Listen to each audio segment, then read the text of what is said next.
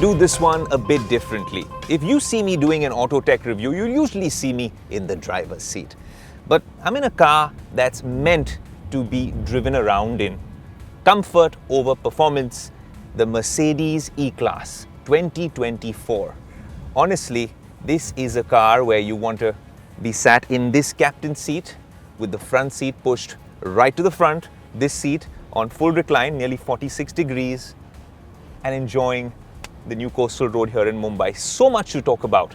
Tech check, vibe check, and performance check, and most importantly, comfort check.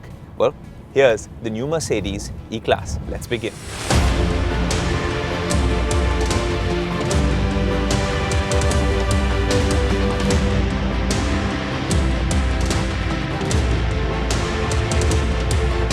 So now that I've spent a fair bit of time in this rear seat, there's a bunch of pros and a few cons as well, or things that could have been done better. But largely, I understand why people think this is the most comfortable setup in the world. Wireless charging here for my iPhone 16 Pro Max, a fair bit of storage, 2 USB-C ports, rear dual zone AC controls at the back, but it stops there when you're talking about the passenger or the owner really being in control. Everything else is in the front for the driver. I would have liked at least some control for CarPlay, because it has wireless Android Auto and wireless CarPlay, some level of control for the music, also some things to do with the hyperscreen. Now we don't have that in this package, but since they don't have that Samsung tablet, which is there in so many other Mercedes GLS and Maybachs and stuff like that, I've carried my Pixel Fold, and I think that would do the job if I connect it to that MBUX system with wireless Android Auto, which is there in this car. But let's go back to even forgetting about performance or technology. It's all about comfort with really smart engineering, electric power blinds for the rear seat and at the back as well. So you feel like you're on this lovely cocoon, really being completely pampered in the back seat. There's a manual one over here, which is something that you're going to keep covered most of the time. What about ride quality? Well, in the E-Class, it's always been about comfort, like I said, and you can't feel a single bump on Mumbai's roads, especially in this seat. I don't know what it's like for the driver. We will get to that in the second half of this particular segment, but I can imagine enjoying the view from the rear seat, putting this on a 46-degree recline, just the amount you need. Also, you get a little bit of thigh support, a mini sort of a leg rest, and this starts feeling like a very luxurious rear seat. You also have a Burmester surround system, which is 4D music. So if you want that 4D effect, it's amazing. But again, that's for the front seat. Strangely, I find that a little disconcerting when the music's playing with that thump and bass. You have the seat really rocking to that particular tune. In the back, it doesn't happen. I think that is deliberate because they want you to be in this more serene state rather than the ones up front. I don't understand the distinction though, giving it in the front and not at the back, but the way the cabin is laid out, everything is pinpoint perfect. You have blinds, of course, over here for the sunroof, and you also, like I said, have a blind behind you. So this entirely becomes a cocoon.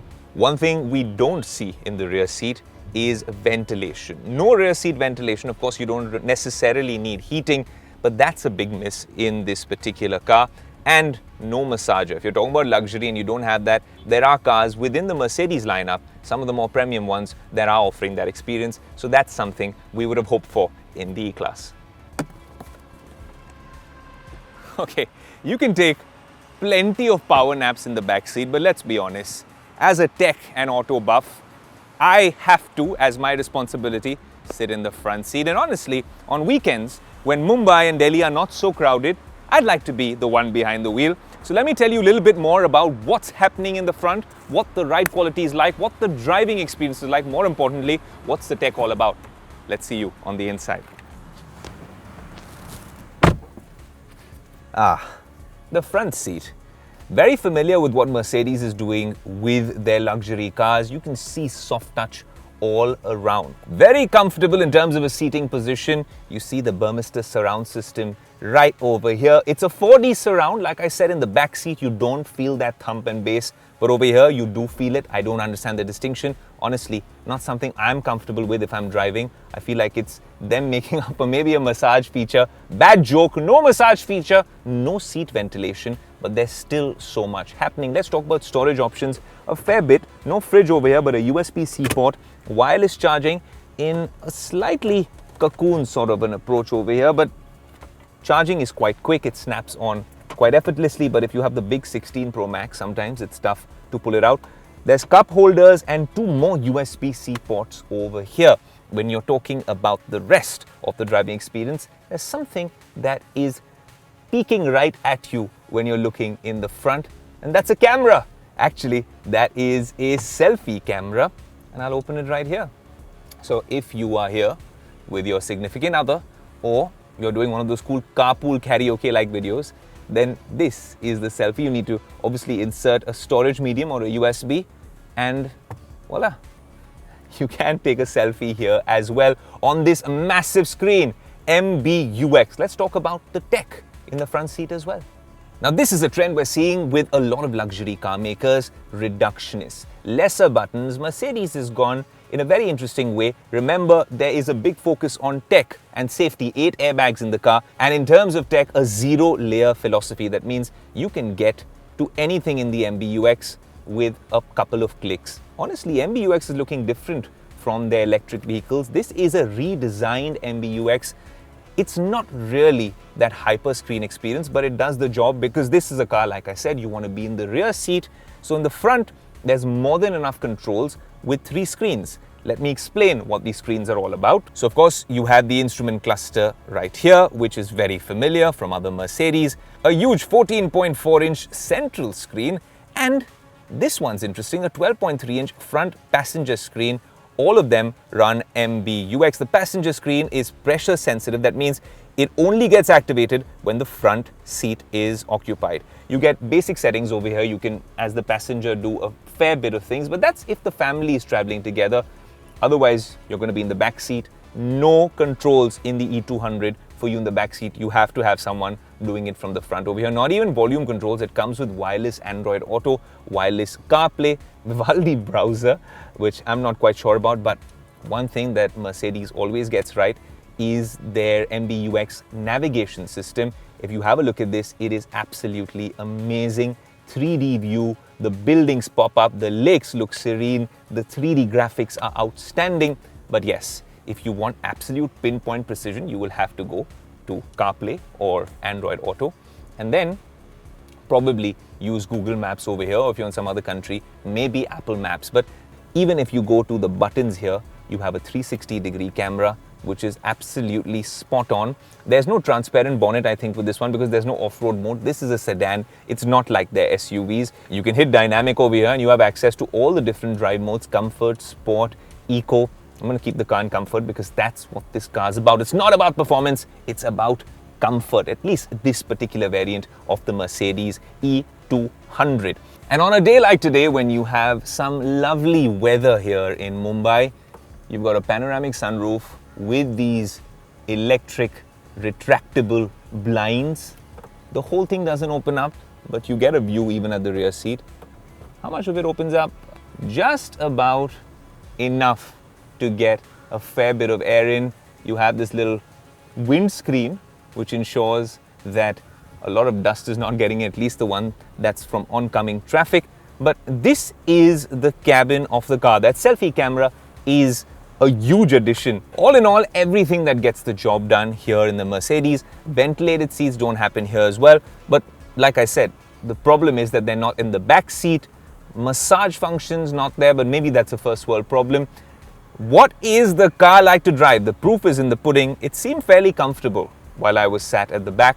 But what's it like to really drive? It is German engineering. So I'm going to put the car in drive and take it for a little spin.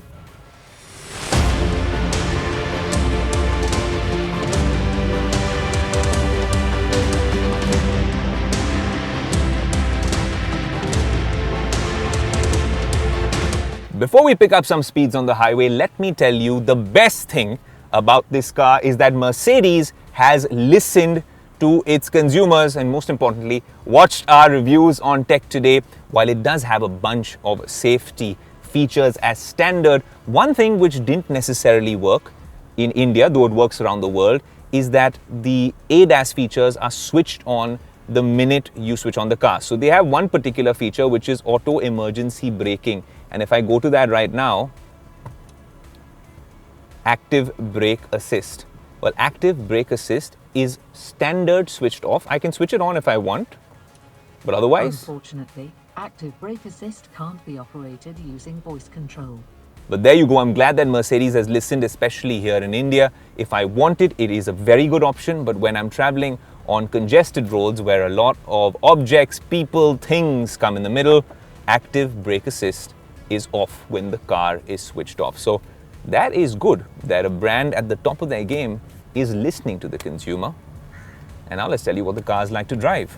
Now, when you're driving this car and you compare this to the BMW 5 Series, you're trying to figure out whether Mercedes was trying to be more like BMW. Is it a car that you want to be driving around and racing on the streets? No. The E-Class is a very accomplished product and it's got its clientele. And I think Mercedes with this one, with a little bit of a price increase, was focusing on that customer. So it's a 2-liter engine here, giving you around 200 horsepower, and I'm taking a U-turn, no rear axle tilt. But for a car this long, which is longer than the previous E-Class and also I think a bit wider, a bit more comfortable because they worked on the suspension as well. Brilliant turn radius, so you don't have to take several U-turns to really adjust.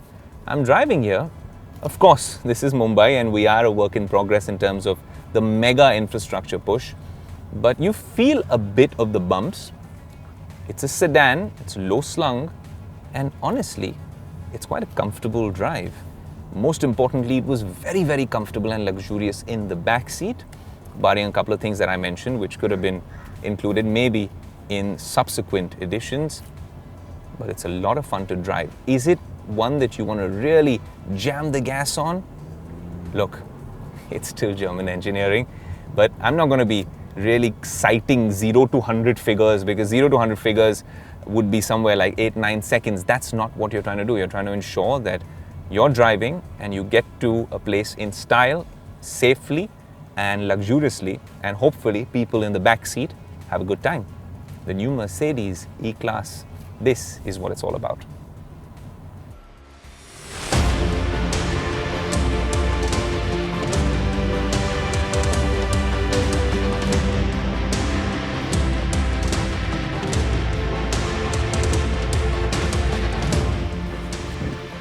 I told you we're doing things differently with the E-Class because things are different with the E-Class. That's why we showed you the rear seat experience first. And now we want to walk you around the car just to give you some insight on the work that's gone behind the look of the car. If you look at the front, of course, it's a revised grille. And of course, this longer, better driving E-Class sits on 18-inch wheels. Different from the 5 Series though. That's a different configuration. We should do that comparison very soon. It's long like a limousine. And if you want that S-Class effect, a little smash of luxury, you have these plush door handles which pop out on the side as soon as you approach the car. We've shown you things on the inside. There's one small little minute detail I want to show you in the tail light of the car.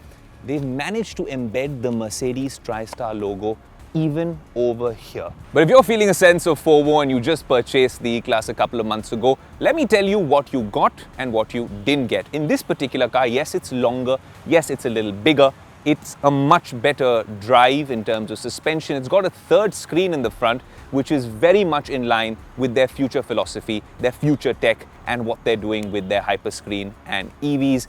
Also, that dual zone climate control, air conditioning at the back works like a charm. No ventilation, no massage even now, but you've got these plush door handles and the change in design. I think these are the main things that have changed with this particular car. So you get an idea of what the E200 is like. You obviously have the 4MATIC, long wheelbase. There'll be a bunch of options with this car, but this is where it all begins for Mercedes. I think 78 lakhs plus is where this model starts. A couple of lakhs more than the previous rendition. A bunch of changes like we've shown you, and we'll keep updating it across our social media handles and in the web story as well. But honestly, you can see that there's an update to this particular hot seller from Mercedes, and it comes in terms of tech, it comes in terms of safety, and most importantly, it comes in terms of comfort. Here's the ultimate vibe check of the Mercedes E200 only on Tech Today.